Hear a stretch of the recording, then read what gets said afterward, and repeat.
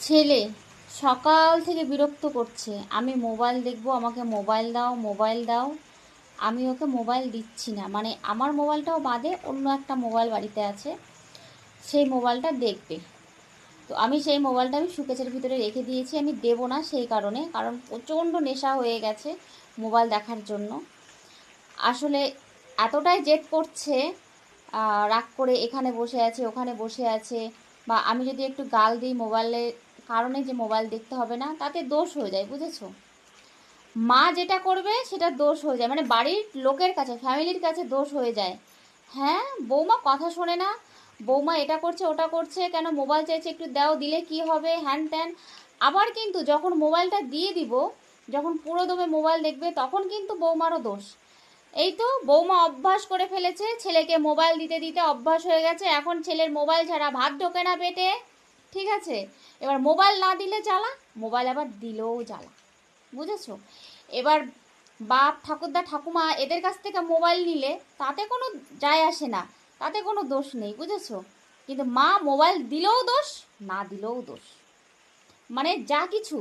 ছেলে খারাপ হলে মায়ের বদনাম, আর ছেলে ভালো হলে বাবার সুনাম, বুঝেছো? বাবার ছেলে, তাই বাবার মতন স্বভাব পেয়েছে, তাই না? মানে ভালো গুণটা বাবার আর খারাপ গুণটা মায়ের। ছেলে মেয়ে একটু রাগ বেশি দেখালে, জেদ করলে, পরে কথা না শুনলে কি হয় বলো তো? মায়ের দোষ। এই যে মা ওরকম, মা কথা শোনে না, মা জেদ বেশি, মা ওরকম, তো মায়ের স্বভাব পাবে না? শ্বশুর বাড়ি না, এগুলো কথা শুনতে হয়। মানে ছেলে মেয়ে, বাপের বাড়ি থেকে কিন্তু ছেলে মেয়ে আমরা আনি না, তারপরেও কিন্তু ছেলে মেয়ে যদি কখনো রাগ দেখায়, কথা না শোনে, সেটাও মার দোষ। মায়ের ঘাড়ের উপরে যে পড়ে, মা জেদি বেশি, মা কথা শোনে না, এই মায়ের ধারা পেয়েছে ছেলে।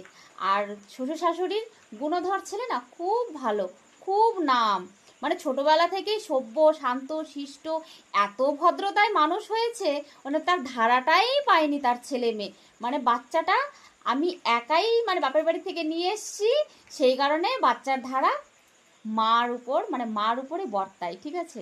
ওটা বাবার, মানে বাবার উপর পড়ে না। আর যদি ছেলে মেয়ে ভালো হয়, যদি কোনো একটা নাম করে, হ্যাঁ, যে হ্যাঁ ছেলে এটা করেছে ওটা করেছে, সবাই যদি একটু বাহবা দেয়, তাহলে কি হয়? দেখতে হবে না কার ছেলে, আমার নাতি, আমার ছেলের ছেলে হবেই তো। আমার ছেলের কত কি যেন বুদ্ধি, আমার ছেলে ছোটবেলা থেকে শান্ত শিষ্ট। কিন্তু ওই আদরের, ওই আমার শাশুড়ির ছেলেটা আদরের, ছোটবেলা থেকে যে বাদর, সেটা মানে বলতে একটু মানে দ্বিধাবোধ লাগে, বুঝেছো? বলবে কি করে নিজের ছেলের বদনাম? পরের মেয়ের বদনামটাই ভালো করতে পারে, শিক্ষা